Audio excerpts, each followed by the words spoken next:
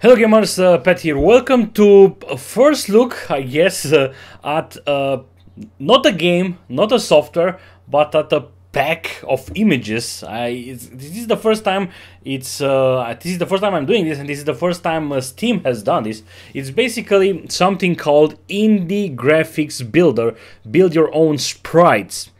And what this is, it's basically a collection of images, right? And you can use those images for your games, right?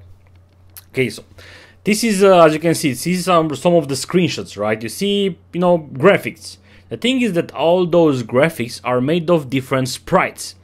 Now you will still have to use a software like Photoshop, for example, to put everything together, but this is actually kind of amazing, and I will tell you how this is useful for me. I'm an aspiring game developer. I've been wanting to make games since I was 10 years old, and like 1 month ago I actually took the decision, okay, no more slacking, C# and Unity, go.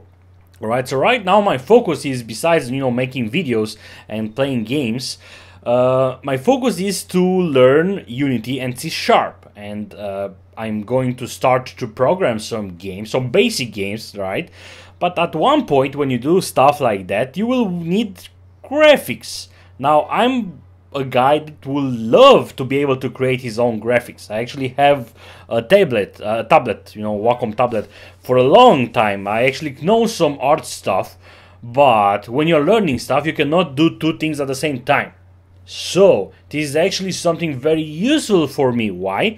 Because when I'm going to need to have some graphics, and I will need graphics to import into Unity, I will have where to pick. Like, I know Photoshop, I know how to stick some things together. So this is actually pretty useful. So basically this is it. You will get this exe, which is basically not really doing anything. But right now, when you purchase this, for this price, you will get about 10,000 10,000k graphics, sprites, little bits of pieces. And from what I've been told, they will add 10,000 more. And you can actually tell them what kind of sprites you want. And let me actually just show you an example. This is platform pack number 1. I go in and I see a lot of other folders. I see bridges. Okay, let's see at bridges. And what do we have? We have bridges, which are basically collection of sprites. I can take those, I can import them into Unity, and I can use them in my game, which is, as I've said, kind of amazing, at least for me. Look, grass. I need some grass in my game. I can take those sprites and put them in Unity, and I can already build my prototype later. I don't know, years later or whenever I want, and I will have time to make my own graphics, or I will have my own artist make my own graphics. I will basically just replace the sprites or something like that. But this is something very, very useful. Another thing that you need to keep in mind is that if you buy this, you will be able to use those sprites in your games. It's like royalty free, right? So you can ship a game with these graphics. And I believe that I've been told that the guys at Arson Games, I actually made that video called The Last Federation. Remember that cool game? I've been told that they've used some of those specs, and by looking at the screenshots, I saw this. And those ships actually look kind of similar to the graphics they've used in The Last Federation. So it is possible to do it. And as I've said, again, this is actually pretty cool.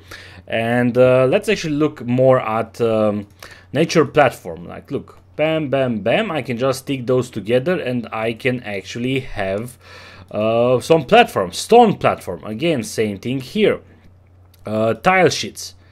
Again, tile sheets. I can just cut those and make them into graphics. Yeah, they might not look like you want them to look, but if you're starting out and if you don't have money to hire an artist, or if you don't have money to just make your own, you don't have the skill to make your own graphics, this is something where you can actually start on. And as I've said, Arson Games is actually a big indie company. They've been releasing games and they've used those packs successfully. Trees, Okay, look, some trees. Just put them in, work around, and see how they look. And it's actually looking, they are actually looking pretty well. And as I've said, right now there are about 10,000 sprites, but they plan to add 20,000. And I'm not sure how other packs are going to be released. As you can see, this is what it's inside the game's effects. Let me actually show you the effects,